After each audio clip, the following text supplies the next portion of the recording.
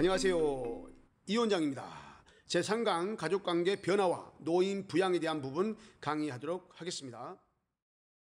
노인 거주 형태 변화 볼까요? 자, 현대사회에는 가족 구조와 가족관계 이런 생활 구조 때문에 큰 변화가 일어나게 됩니다. 전반적으로 기혼 자녀와 동거는 줄어들게 되죠. 줄어들게 되고 혼자 사는 세대, 혼자 노부부만 혹은 또 독거 노인만 혼자 사는 부부가 많이 늘어나게 됩니다. 자, 지금 우리 65세 이상 고령자 가구 중 부부 가족이 한 33% 정도 나타나고 1인 가구는 33.4%가 나타납니다. 그런데 여러분 과거에 이런 문제가 나왔었어요. 어떤 문제가 나왔냐면 노인 부부 세대가 많냐 아니면 독거 여성 노인이 많냐 독거 남성 노인이 많냐 이렇게 나왔어요. 근데 이럴 때는 요거 1이에요. 요거 2, 요게 3이에요. 근데 요것을 독거 노인으로 묶으면은 요게 1인데 요게 1이고 요게 2예요. 아까 얘기했잖아요. 1인 가구 독거 노인을 얘기를 하면 33.4%. 요것이 2018년도 통계청 수치입니다. 노인 부부는 32.7%. 자, 65세 기준이니까 여러분 노인이라고 생각하면 혼자 사는 사람을 생각하기 때문에 여성이 많다고 얘기를 하는 거예요. 그러나 65세 이상을 기준으로 하기 때문에 노인 부부가 많다는 얘기예요. 아시겠죠? 자, 가족관계는 어떤 변화를 가져왔는가 볼까요? 부부관계. 자, 역할변화의 적응. 자, 보도록 하겠습니다. 역할관계 변화 보겠습니다. 자녀가 독립해서 이제 나가면서 빈둥지 시기가 됩니다. 빈둥지 시기라는 말은 뭐예요? 우리 가정에 부부만 남아있다는 얘기예요. 이렇기 때문에 소원해졌던 이제 부부관계가 친밀감으로 회복해야 돼요. 자, 부부만 남아있으니까 어떻게 해요? 부부가 의지를 해야 될 거 아니에요. 그래서 노년기가 되면은 배우자는 쌍방이 은퇴하게 되면은 함께하는 시간을 많이 갖게 돼요. 함께하는 시간. 그러다 보니까 어떻게 해요? 생활 습관을 수정해야 되고 병든 배우자를 돌봐야 되고 배우자 상실에 준비해야 되고 이런 점들이 나타나요. 이런 것들이 바로 역할에 대한 변화가 나타납니다. 그래서 이제 남편이 퇴직을 하게 돼가지고 사회에서 가정으로 돌아옵니다. 남편이 퇴직해가지고 사회에서 남편이 퇴직하게 돼가지고 사회에서 가정으로 돌아오죠. 가정으로 돌아오면서 부부관계가 동반자로 변하죠. 그래서 어떻게 돼요? 가사 일을 분담하게 되죠. 가사 일을 분담합니다. 그동안에는 남편이 안 했던 일들을 이제 남편이 이제 해주기도 하죠. 이렇게 긍정적 측면이 나타나기도 합니다. 그래서 노년기 부부관계를 긍정적으로 유지하기 위해서는 적극적으로 대화하고 또 공동의 취미 같은 거 이런 것도 괜찮죠. 여행을 간다거나 혹은 또 낚시를 한다거나 등산을 한다거나 이런 것도 괜찮아요. 그래서 대화하는 게 주제가 같아야 돼요. 취미도 같아야 되고 이런 동반자 관계로 전환되는 것이 노인 부부관계에 변화된다는 얘기예요. 자, 성적 적응 볼까요? 자, 성적 적응. 노인이 되면은 또 하나의 관심사가 성적 적응입니다. 자, 여러분 우리 사회는 노인이 성적 관심을 보이는 것을 점잖지 않게 봐요. 그런데 여러분 절대 그래서는 안 됩니다. 성적 관심은 아주 자연스러운 현상이에요. 자연스러운 현상뿐만 아니라 인간 본능의 아주 본능적인 생리적인 현상입니다. 그래서 젊은 사람만 그런 게 아니라 노인 부부도 마찬가지라는 거. 이런 거 여러분이 인식을 하셔야 돼요. 그래서 우리나라의 과거에는 유교 문화 때문에 노인들의 성적 관심이나 욕구 충족 같은 걸 금기시하는 태도가 있었어요. 그런데 이제는 바꿔야 한다. 노인의 성생활 같은 것도 여러분 유지하는 것도 필요해요. 그래서 이것을 갖다가 이상하게 나쁘게 생각하면 안 됩니다. 그래서 왜 그러냐고. 사람의 성적 욕구는 일생 동안 지속된다고 했어요. 성적 욕구는 평생 지속된다. 이거 시험에 자주 나왔습니다. 근데 이게 뭐냐 그러면은 사람의 차이는 약간 있겠지만은 사람의 성격 욕구 차이는 약간 있어요. 그러나 성격 욕구는 뭐예요? 정신적인 부분입니다. 정신적인. 신체적인 부분이 아니에요. 신체적인 부분이 아니다. 그러다 보니까 성적 욕구는 일생 동안 지속된다. 이렇게 얘기할 수 있습니다. 그래서 노인의 적응 현상 같은 것도 여러분들이 길거리에 손잡고 가고 그러면 그걸 좋게 봐야 돼요. 어, 쳐다보고 그러서는 안 돼요. 좋게 봐야 돼요. 아름답다. 참 행복한 부부다. 이렇게 바라봐야 됩니다. 다음, 배우자 사별에 대한 적응 가장 어려운 시기입니다. 자, 수십 년 동안 함께했던 배우자가 먼저 내 곁을 떠난다고 생각해 보십시오. 얼마나 슬픕니까? 그런데 그로 인해서 나타나는 현상이 상실감입니다. 이 상실감을 이겨내지 못하면 우울증의 현상이 나타나게 돼요. 그래서 오랫동안 그걸 견디지 못해 가지고 어떤 분들은 자살을 통해서 같이 그 배우자 곁을 가는 경우도 있고, 혹은 또 수년 내에 다시 그것을 견디지 못해서 배우자 곁으로 가는 경우도 많아요. 그래서 배우자 사별은 정말로 가족이 함께 치유해야 할 문제다, 이렇게 생각이 듭니다. 다음, 부모와 자녀 관계 볼까요? 자, 부모는 양육기 동안에 막 우리 자녀들에게 너무 많이 희생하고 투자했지만, 정말 투자했죠. 자녀의 결혼으로 부분만 남게 돼요. 자, 그러니까 20대 후반, 20대 후반 되면 이제 준비를 해야 돼요, 부모들이. 그런데 어떻게 됩니까?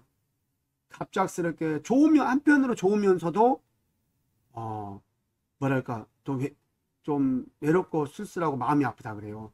저는 아직 그런 경험을 안 해봤지만은, 자녀가 성이 되면은 결혼해서 배우자를 만나서 나가야 되는 게 맞죠. 맞는데, 그런데 부모 입장에서는 한편으로는 좋으면서도 마음이 아프다 그래요.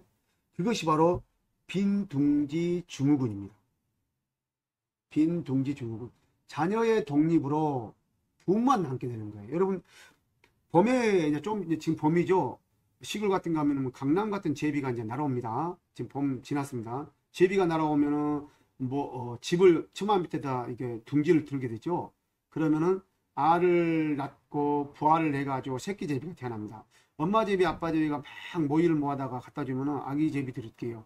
짹짹짹짹 울면서 막 이렇게 입을 벌리고 있죠. 근데 어느 날 갑자기 밖에 모이를 구하고 딱 왔는데, 새끼 제비들이 없는 거예요. 그러면 부모 제비들은 어떻게 해요? 이것저것 막 날아다니면서 울고 막 그러죠. 엄청 심하게 웁니다. 그 부부 제비의 마음은 얼마 클까요? 상실감이. 허탈감도 있고, 쓸쓸함도 있고, 외로움도 있고, 마음 아프겠죠? 그것이 바로 빈둥지 증후군이에요. 자, 그래서 요거 시험에 자주 나와요. 빈둥지 증후군이라는 거. 다음은 수정학대가죠. 이것도 자주 나옵니다. 이것은 뭐냐, 그러면 수정학대, 이 학대라는 것은 가족이 늘어났다는 얘기죠. 어떤 형태로 늘어났냐? 수정돼가지고, 보완돼가지고 늘어났다는 거예요. 자, 볼까요? 자, 아파트입니다. 이게 일동의 자녀가 여기 살아요. 자, 여기에 부모가 살아요. 자, 근거리에 이렇게 살면서 자녀의 부양을 받은 거예요. 근거리에 살면서, 그러니까 부모님, 노인 부부 세대는 위층에 살거나, 또 자녀 부부 세대는 아래층에 살거나, 혹은 옆동에 살거나, 이렇게 근거리 살면서 부모님을 부양하는 것이 수정학대 가족이다. 이것도 자주 나옵니다. 알고 계셔야 돼요. 다음 보겠습니다. 고부간의 갈등 어떤가 볼까요? 자, 고부간의 갈등. 여러분 어떻게 해요? 고부간의 갈등은 현대사회 오면도 고부간의 갈등이 많이 늘어나고 있죠. 많이 늘어나고 있습니다. 물론 또 과거에 비해서는 또 예전과 달리 고부간의 갈등이 좀 그리 심각하게 나타나질 않아요. 많이 이제 부모님 세대와 또 자녀, 자부, 며느리 세대가 서로 이해하려고 노력해요. 서로 이해하려고 노력하기 때문에 그런 갈등은 많이 많이 존재하지 않지만, 그래도 여전히 거부 갈등이 있다는 사실이에요. 그것은 가치관이나 서로에 대한 가치관과 세대 차이 때문에 그런 거예요. 서로의 가치관이 맞지 않고 서로를 또 존중하지 않고 서로를 또 배려하지 않기 때문에 그런 고부간의 갈등이 드러난다. 과거보다는 많지 않지만 여전히 고부간의 갈등이 존재하고 있다는 거 알고 계셔야 됩니다. 그래서 이를 위해서는 서로 가치관을 공유해야 된다. 서로 가치관을 공유하고 그리고 그런 가치관 공유를 통해서 바람직한 고부관계를 유지하도록 서로 노력해야 한다는 거예요. 자, 조부모 손자녀 가정 볼까요? 이 조선가정이라고 조선가정을 얘기를 합니다. 조선가정을 얘기하는데 이건 뭐 때문에 조선가정이 많이 늘어날까요? 자, 이혼 가정이 많다는 얘기죠. 이혼 가정. 이혼 가정이 많아가지고 엄마가 됐건 아빠가 됐건 떠나게 되죠. 그러면 아빠는 경제활동을 또 다시 또 삶의 터전을 가고 그러다 보니까 자녀들이 할머니 손에 키우게 되죠. 자, 할머니 손에 키워주고 자, 노인은 어떻습니까? 손자녀에게 아낌없는 사랑을 주기도 합니다. 엄청 사랑을 줘요. 그래서 손자녀들이 잘못해도 그냥 사랑으로 감싸지고 오냐오냐 하고 있죠. 손자녀한테는 긍정적인 자아 형성에 도움이 되기도 합니다. 그런데 이것이 자칫 잘못되면 또 손자녀들에게 버릇없이 이렇게 또 예의를 가르칠 수 있어요. 그런 부분도 없지 않아 있지만은 부모님의 할머니 할아버지들의 사랑이 원체 깊다 보니까 손자녀들에게 긍정적 측면이 많이 형성되고 있습니다. 다음 형제자매 볼까요? 자, 형제자매. 자, 형제자매 서로 상호작용을 합니다. 나중에 연세가 되시면은 서로에게 중요한 사회적 지지다가 됩니다. 그래서 서로 언니 동생인데도 불구하고 막 친구처럼 같이 식사도 하고 하루 종일 전화 통화하는 거 봤죠.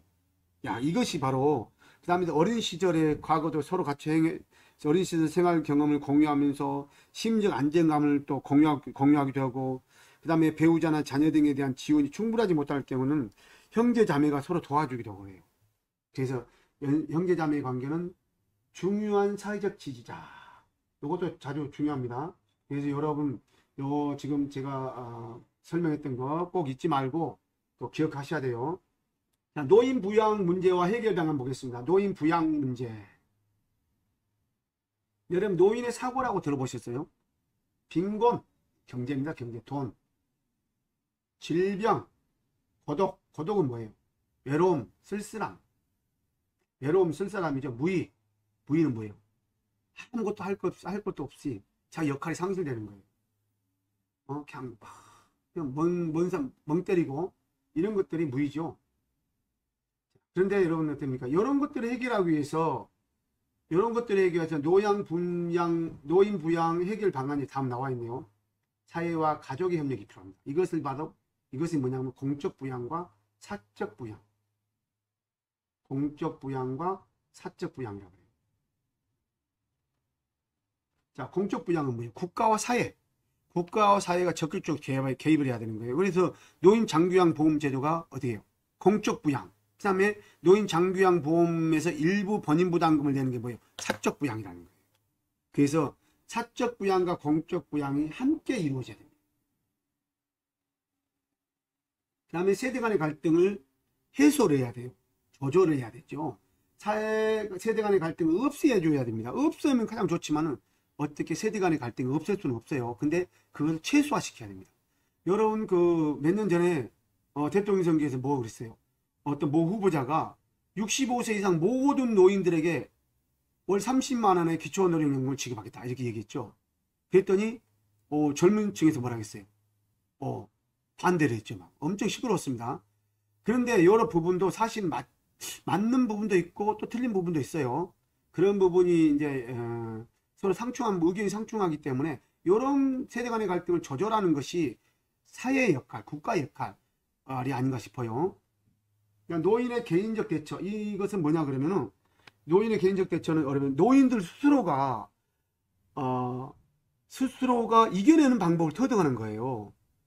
퇴직했다고 해가지고 그냥 빈둥빈둥 있지 않고 자, 어떤 프로그램을 공부하기도 하고 그 다음에 엑셀이나 워드 그냥 주민자치센터에 가가지고 혹은 바둑도 지고 그 다음에 장기도 들고 이웃간에 모여서 또 노노케어 그 다음에 안전지킴이 활동도 하고 이런 활동을 통해서 노인이 스스로 사회에 적응하는 능력을 키워야 된다는 거예요. 사회복지정책 강화, 자, 노인 장기요양보험법처럼 이 사회복지정책을 강화함으로 인해서 노인 부양 문제를 해결해야 된다는 거예요. 저는 보기에 노인 장기요양보험이 지금 우리가 공부하고 있는 노인 장기요양보험 제도가 엄청 잘 되어 있는 제도입니다. 앞으로 이런 제도가 나오진 않을 것 같아요. 전 마지막이다. 사회복지의 마지막 보류가 노인 장기요양보험 제도다. 이렇게 믿고 싶어요. 예, 수고하셨습니다. 이상으로 가족관계 변화와 노인 부양에 대한 부분을 강의를 모두 마쳤습니다. 여러분 어떻습니까? 강의 잘 들으셨어요? 제가 준비한다고 했는데 약간 미흡한 부분도 없지 않아 있을 수 있습니다. 여러분 좀 양해해 주시고 이해해 주셨으면 감사하겠습니다. 그리고 공부하면서 궁금한 사항이 있으면 언제든지 댓글 남겨주시면 제가 바로바로 즉시 답변 드리도록 하겠습니다. 감사합니다.